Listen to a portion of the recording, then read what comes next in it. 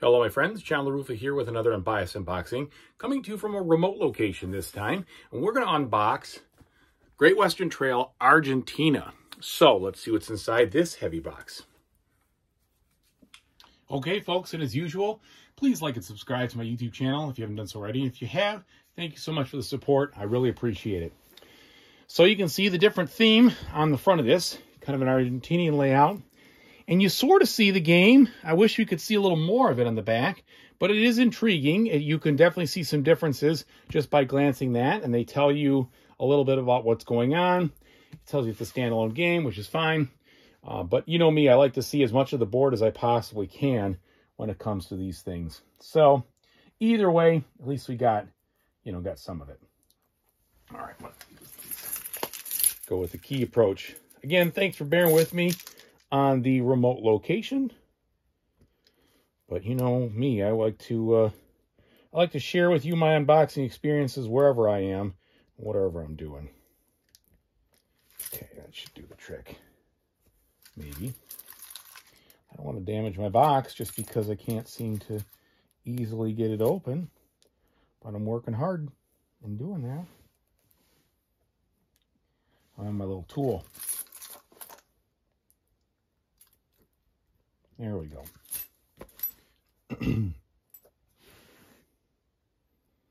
This isn't the most remote location that I've used. Oh, there we don't go. My goodness.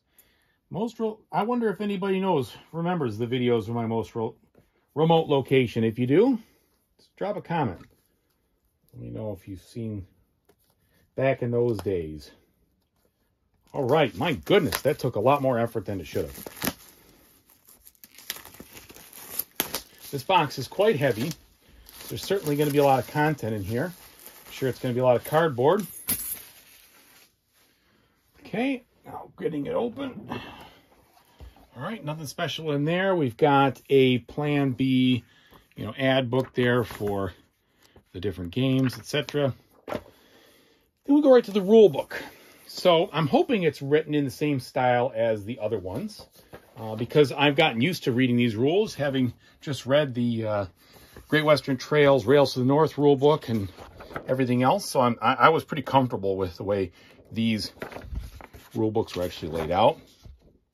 So you can see it's definitely a different look right from the get-go on the board and on how you're shipping. So it goes right into the object of the game, the old Phase A. I'm going to guess it's going to be very familiar with the Phase A, Phase B kind of feel as the original one. There's just going to be a lot more of a different focus is my guess. So when we get into the actions here, looks like we have 4 spaces now on our player boards instead of just 3. All right. Cattle market, objectives, etc., end of the game. So you're looking at a solid 20 pages. Now, I don't see anything in regards to player aids or something. There's just general notes and special cases. So that's unfortunate, but we've got the appendix here to explain more about the buildings. And then you've got your different buildings here and other actions. So that's good. At least you get the auxiliary action explanation there if you need to see what's doing. And then the solo. So solo adventures in Argentina. Key and crucial for me, of course. If it didn't have a solo mode, it wouldn't be in my collection. Just the way it goes these days. So it looks like within 4 pages, you get all of what you need there, which is fine. I found the solo mode for the second edition of Great Western Trail just really good and really fun and very easy to manage. So I'm excited for a similar experience here. Okay, let's look at the board. You can already tell it's got a little brighter of a feel to it. It would probably help if I turn it the correct way. So here we still have some familiar things. We got the ABC tiles, the layout, or the workers, but I'm just feeling a lot more, it just looks like a more bright look, right? And that's just the style we've got. I can definitely see we've still got the train aspects in here like we did before in the cattle market. But I know that there's going to be a lot of differences how the rest of it all kind of flows. So there's the board. Looks good. Got a glossy textured finish. Now we've got our player boards, which are definitely bigger and more square-like because they've got more spots. So this feels bigger, and then this is a new mechanic down here, whatever that is. So we have the yellow, the white, and these are dual layered, the blue, and the red. All right. Hopefully they do not warp. Then we have the solo player board, most likely. So it looks like he only needs 3 people instead of the 4th one.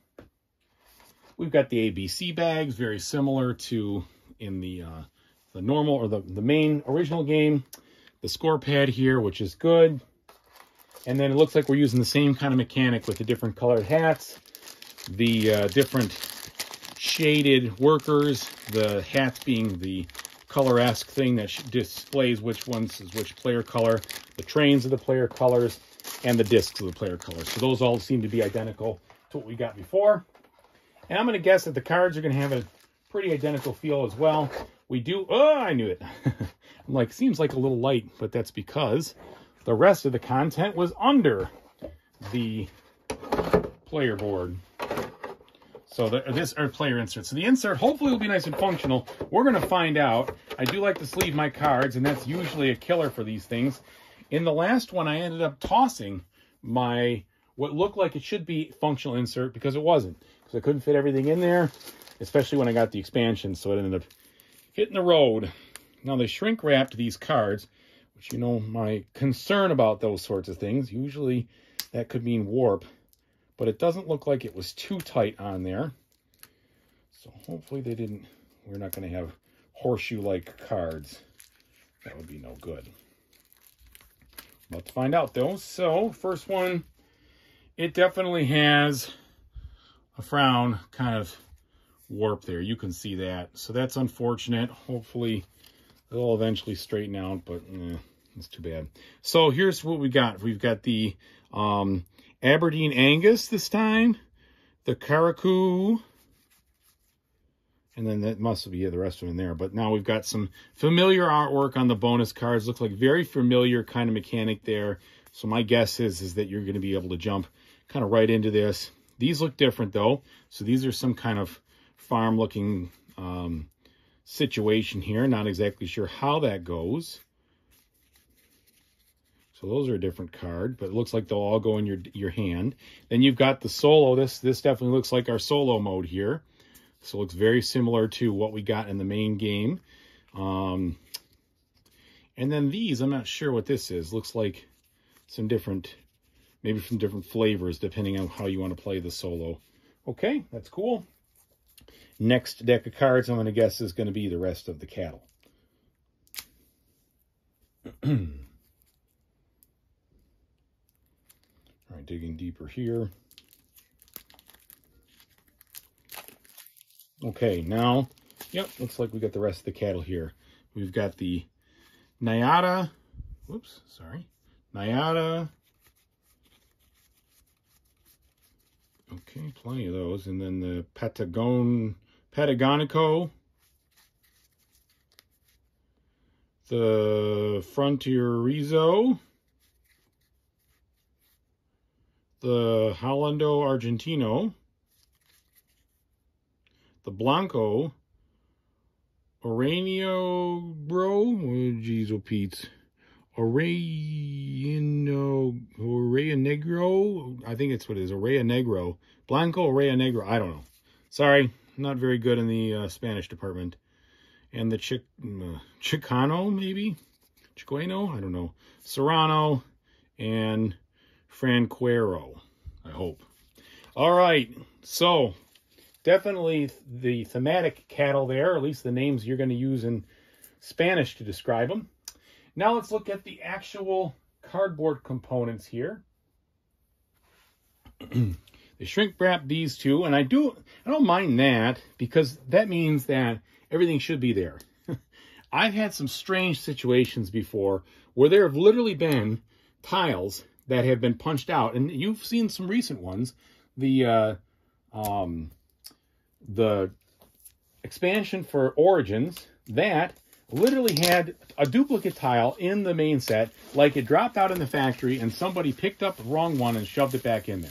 That also happened to me with my copy of, oh, the name's going to escape me, Undaunted. Literally put the wrong piece back in there. So if this is the way to stop it, I appreciate it. All right, so we've got now, looking at this is the different shipping situation for Rotterdam, different boats. So it looks like not just trains. Now we've got boats. We've got Le Havre. All right, and boats there. We've got Liverpool. Then we have all of our different workers. And this is medium thickness cardboard. It's just fine. That'll be good. Everything looks nice and colorful. And then some of our buildings here. The private buildings. There we go. So I'm very much looking forward to this. I love the second edition of the original Great Western Trail. I think it's fantastic. I'm looking forward to seeing how this changes things up. Thanks again, everybody, for watching. I really appreciate it. Whatever you decide to play in the future, I hope you have a fantastic time doing it. And thanks for bearing with me in this remote setting. Take it easy now.